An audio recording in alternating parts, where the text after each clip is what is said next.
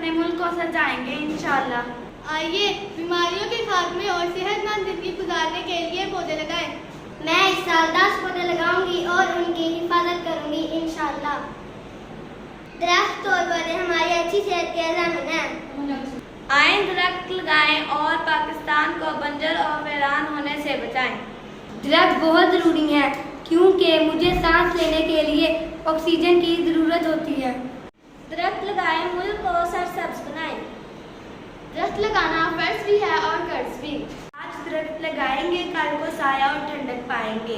ہمارا جھنڈا بھی سبز ہے، آئیں اپنی زمین کو بھی سرسبز بنائیں۔ درختوں کے بغیر اچھی صحت ناممکن۔ درخت اور پودے اللہ کی بہت بڑی نعمت ہیں۔ ہم پاکستان کو ریگستان نہیں بننے دیں گے انشاءاللہ۔